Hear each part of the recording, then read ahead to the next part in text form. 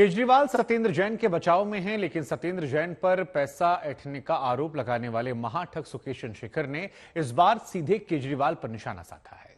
सुकेश ने एलजी को लिखी नई चिट्ठी पर केजरीवाल पर संगीन आरोप लगाए हैं और इसे केजरीवाल सिरे से खारिज करते हुए नजर आ रहे हैं।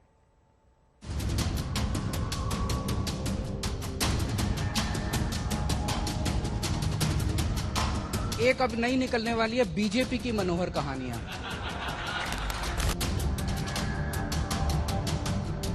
उनके कुकर्म अब उजागर हो गए हैं।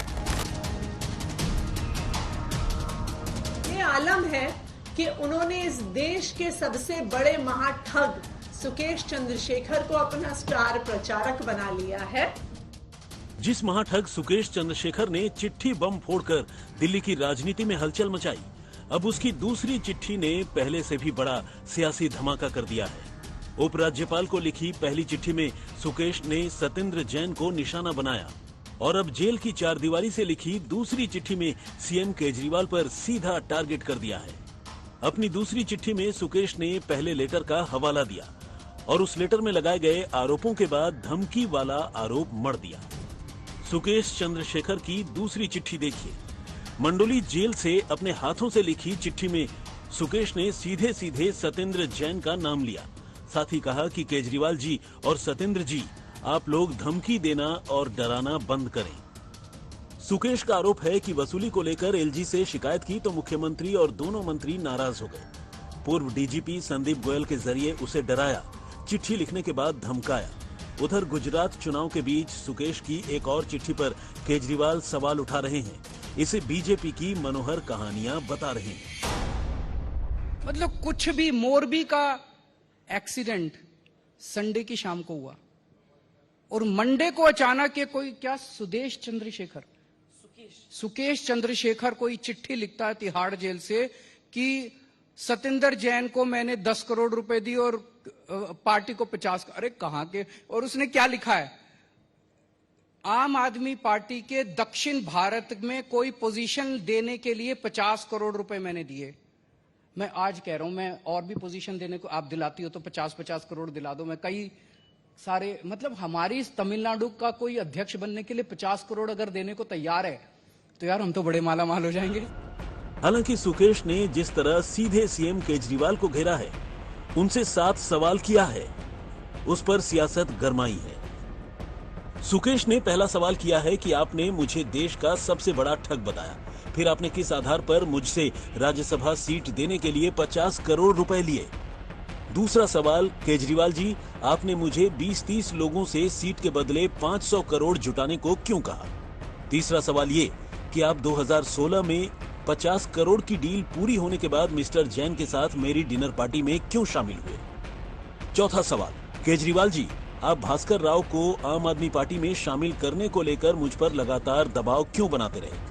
पांचवां सवाल, 2017 में तिहाड़ जेल में मुझसे मिलने पहुंचे सत्येंद्र जैन के फोन के जरिए आपने मुझसे बात क्यों की। छठा सवाल कि 2017 में मेरी गिरफ्तारी के बाद आपने मुझसे क्यों कहा कि सब कुछ ठीक है, फिर भी कोई बात हो तो मिस्टर जैन को बताएं। और केजरीवाल से आखिरी सवाल ये कि आपने लगातार मिस्टर जैन से मुझसे ये कहने के लिए क्यों कहा कि मैं तमिलनाडु के कुछ विधायकों को आप में शामिल कराऊं। 2016-17 में मुझ पर लगातार दबाव क्यों बनाया। अरविंद केजरीवाल महाठग, महाभ्रष्टाचारी, कानून से ऊपर नहीं है और वो समय भी आएगा जब जुड़ जाएंगी सारी कड़ियां और लग जाएंगी इनको हथकड़ियां। ये चप्पे चप्पे पर अरविंद केजरीवाल का भ्रष्टाचार, पाप और ठगी आज दिखाई दे रही है। वो समय दूर नहीं है कि कानूनी प्रक्रिया के तहत और जनता भी इनको इनका उचित स्थान दिखाए। की घबराहट, उनकी छटपटाहट इस बात से नजर आ रही है। भारतीय जनता पार्टी के बड़े बड़े नेताओं को सुकेश चंद्रशेखर जैसे महाठग का सहारा लेना पड़ रहा है। भारतीय जनता पार्टी के स्टार कैंपेनर कौन है?